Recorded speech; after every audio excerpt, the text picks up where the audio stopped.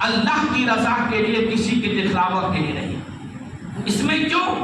جو آپ کو بتایا تھا آپ کو کہ آدمی کو حج کے جانے میں سب سے پہلے اپنی دکان کو بند کرنا پڑتا ہے، کاروبار کو بند کرنا پڑتا ہے، گھر کو چھوڑنا پڑتا ہے، سب کو چھوڑ چھاڑ کر کے دوست احباب سے ملنا جلنا سب چھوڑ کر کے اس کے بعد جانا۔ لوگ پوچھتا ہے کہاں جا رہے ہیں؟ تو حج کے لیے جا رہے ہیں۔ اللہ نے کہا دیا خبردار، یہ اب لوگ پوچھے جب دکان بند کرو، گھر پہ پڑوسی سے ملنا بند کرو، سب بند کر کے جب جا رہے ہو تو لوگ تجھ سے پوچھیں گے کہاں کا ارادہ ہے؟ حج کے لیے جا رہے ہیں۔ تو جب حج کے لیے جانے کا جب ارادہ کر رہے ہیں، لوگوں جب پوچھ رہے ہیں، لوگ کو جب بتا رہے ہو تو خبردار دل میں جو ہے ریاکاری پیدا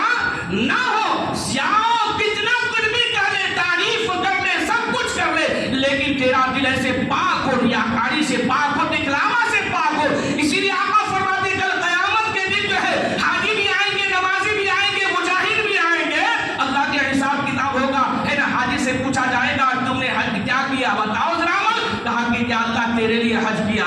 فرشتے سے اللہ فرمائے گا کہ اے فرشتے جا کر کے منہ کے بل کسے کر کے جہنم میں ڈال دو۔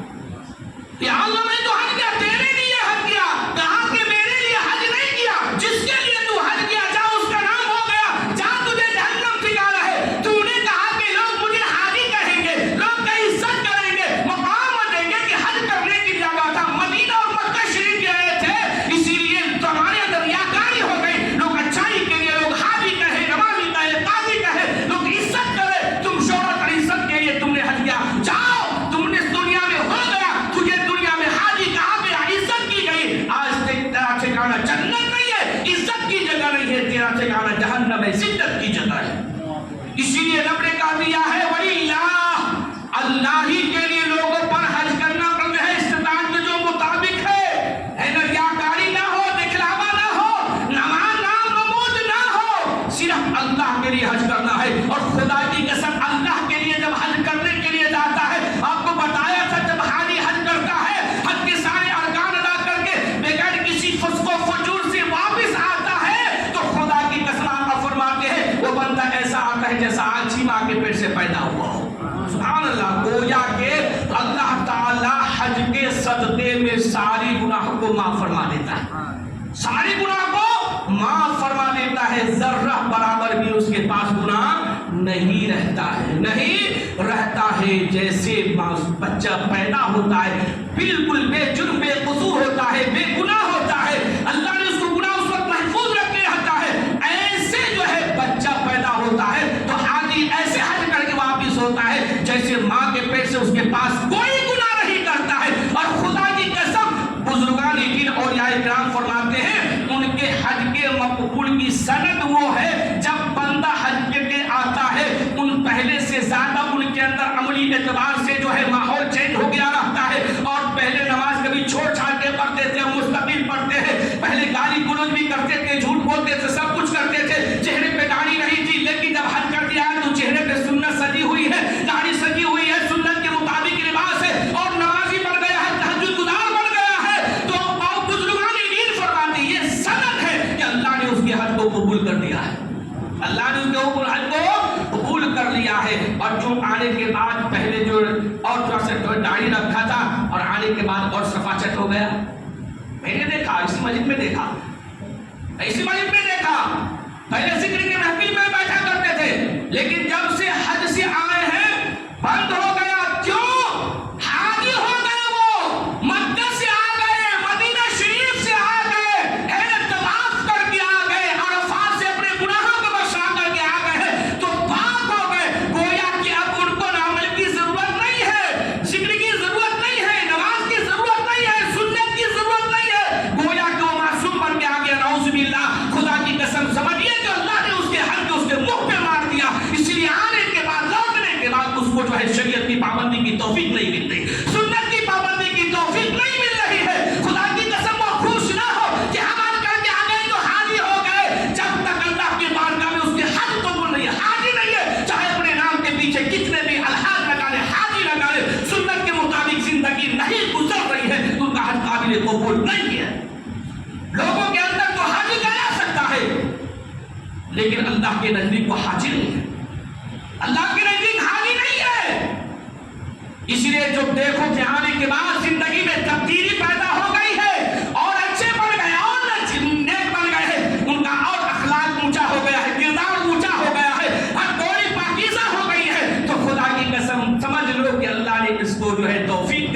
اس کا حج بھی قبول کر لیا ہوا ہے اور اس کی زندگی میں عملی زندگی پیدا ہو گئی، سنت شریعت کا مطابق کا پابند بن گیا ہے۔ لیکن آدمی غریب لوگ کہے گا کہ ہمارے پاس پیسہ نہیں، دل میں تمنا ہے حج کرنے کے لیے جائیں گے، پیسہ نہیں ہے، روپے نہیں ہے، ضرورت نہیں ہے، زمین نہیں ہے، جائیداد نہیں ہے، سونا چاندی نہیں ہے، گھر نہیں ہے، کرایہ کے مکان میں رہتے دل تڑپتا ہے، کاش ہمارے پاس بھی پیسہ ہوتا، ہم بھی جو حج کر کے آتے، ہم بھی جو ہے مکہ کو دے کے آتے، خانہ کعبہ کو دیتے، ہم بھی گنبد خضرا کو دے کے آتے۔ میرے پاس تو کچھ نہیں ہے، میرے پاس تو کچھ نہیں۔ حدیث کے اندر حضرت سیدنا ابو ہریرہ رضی اللہ تعالیٰ عنہ کی حدیث ہے، حضرت سیدنا ابو ہریرہ رضی اللہ عنہ کی حدیث ہے، اور اس میں جو حضرت سعد بن عبادہ رضی اللہ تعالیٰ عنہ، سعد بن عبادہ رضی اللہ تعالیٰ عنہ روایت کرتے ہیں، ان کی روایت ہے، صحیح ستہ کی حدیث ہے، میرے آقا نے فرمایا میرے صحابہ جن کو حج مقبول کی حج مبرور کی ثواب چاہیے اپنی ماں کو محبت کی نظر سے دیکھ لے، اللہ تعالیٰ اس کو حج مبرور کا ثواب عطا فرمائے گا۔ سبحان اللہ، حج مبرور کا ثواب عطا فرمائے گا۔ آقا نے فرمایا حج کرنے کے لیے جائیں گے، حج قبول ہوا کہ نہیں ہوا اس کی گارنٹی نہیں ہے، اس کی گارنٹی نہیں ہے۔ قبولیت کی سند میرے آقا نے کسی اب جاؤ حج کر کے آؤ تمہارا حج قبول ہے، میرے آقا نے ارشاد نہیں فرمایا ہے کہیں کسی حدیث میں، صحیح ستہ میں دیکھ لیجیے اور دیگر حدیث کی کتابیں دیکھ لیجیے، آقا نے کہیں نہیں فرمایا ہے کہ حج کر کے تمہارا حج مقبول ہو گیا، حج مبرور ہو گیا، کہیں نہیں فرمایا ہے۔ لیکن خدا کی قسم در میں وہی ماں باپ ہے، برے ماں باپ ہے، لوگ ماں باپ کو سدا کر حج کرنے کے لیے جاتے ہیں، لوگ ماں باپ کو کھانے میں کٹوتی کر کے، ماں باپ کو تکلیف دے کر کے، کپڑے لتے نہ دے کر کے، اپنے جو ہے یعنی اچھے سے اچھے بلڈنگ میں رہتے ہیں، اچھے سے اچھے مکانات میں رہتے ہیں، اور پورے ماں باپ کو اس زمانے میں جو خدمت کے لائق ہوتے ہیں اور اس کو جو ہے اکیلے گھر میں چھوڑ دیتے ہیں، وہ پورے ماں صحیح انداز میں اپنے کھانا پکا کر کے خود کھاتے ہیں، پورا میاں بھی اس میں رہتے، ماں باپ رہتے ہیں، لیکن خدا کی قسم بچے اچھے ایماندار ہیں، بزنس مین ہیں، تجارت میں اللہ نے سب کچھ دیا ہے، ماں باپ کو چھوڑ دیا ہے، مسالت والا ہے، لیکن بیوی کی وجہ سے یا کسی اور بڑی وجہ سے چھوڑ دیتا ہے، خدا کی قسم حج کے لیے جاتا، حج اس کے منہ پہ مار دیے جائیں گے، حج مار دیے جائیں گے۔ ماں باپ کو تکلیف دے کر کے، ماں باپ کو خدمت نہ کر کے، ماں باپ کو بڑی شان کر کے جو ہے آدمی حج کے لیے جاتا ہے، اس کا حج نہیں ہے، اس کے ماں باپ گھر میں تکلیف میں مبتلا ہے، کھانے کے لیے ترس رہے، پریشانی میں مبتلا ہے، یعنی دانے دانے کے لیے ترس رہے، میٹھی بولی کے لیے ترس رہے، اور بچہ پھر فیملی کے ساتھ حج کے لیے جاتا ہے، اللہ تبارک و تعالیٰ اس کے منہ پہ مار دیتا ہے، تیرا حج قابل قبول نہیں ہے، تم نے اپنے کعبہ اور قبلہ کو گھر میں چھوڑ کے تکلیف لے کے آیا ہے، اس لیے تیرا حج قبول نہیں ہے۔ ماں باپ جس کے پاس موجود ہے، جس کے پاس ماں باپ موجود نہیں ہے، اس کا حسد دیکھ لو کیا ہے، تڑپتا ہے، پہلے جو ہے ناشکری کرتا تھا، خدمت نہیں کرتا ہے، آج ماں باپ موجود نہیں ہے، رونا آتا ہے، کبھی قبر پہ بوڑھے سے چلا جاتا ہے، قبرستان میں قبر پہ تو وہاں فاتحہ پڑھ کے دعا کر کے آتا ہے، تو آنکھ سے آنسو نکل جاتے ہیں کہ باپ تیری زندگی میں میں نے خدمت نہیں کیا، تکلیفیں دی، مجھے معاف فرما دو۔ وہاں ماں یاد آتے ہیں، باپ ماں یاد آتے ہیں، لیکن جب زندگی میں اس کی قدر نہیں کی، باحیات قدر نہیں کی، تکلیفیں دی، زور سے ان کے سامنے بولا، ڈانٹ دیا، ایک میٹھی بولی کے ماں باپ ترس گئے، اور آج قبرستان میں جا رہے تو رو رہے، رونا آ جاتا ہے۔ ہم نے زندگی میں ناقدری کی، اس کی قدر نہیں کی، قدر نہیں جانا۔ ارے ان کے قدموں کے نیچے جو اللہ نے جنت رکھا ہے، باپ کو جنت کا دروازہ بنایا ہے نا، جنت کعبہ میں جا کر کے حاصل کرنے کی ضرورت نہیں ہے، وہ حج قبول ہو کہ نہیں قبول ہے گارنٹی نہیں ہے، لیکن خدا کی قسم ماں باپ راضی ہو گیا گھر میں رہ کر کے تو جنت واجب ہے، جنت واجب ہے، جنت واجب ہے، اور ماں باپ گھر میں موجود ہے، تکلیف میں ہے، ہم نے اس کی قدر نہیں کی، خدمت نہیں کی، ہم سے بیزار ہے، تکلیف ہے، ہم سے ان کا دل ٹوٹا ہوا ہے، ہمارے پاس 7 حد ہے، 30 حد ہے پورے زندگی کیے ہیں، ہم نے جو ہے سینکڑوں عمرہ کیے ہیں، خدا کی قسم کہتے ہیں کوئی بھی سینکڑوں عمرے 60 حج جو ہے منہ پہ مار دیے جائیں گے، اس وجہ سے کہ تم نے ماں کو تکلیف دے رکھا، ماں کی خدمت نہیں کی، ماں کو پریشان کیا، ماں کا دل تجھ سے بیزار ہے، ایک میٹھی بولی کے لیے ترس رہا تھا، تم نے میٹھی بولی ماں کو نہیں دیا ہے، سارے مار دی جائیں گے۔ تو آقا نے فرمایا حضرت سعد بن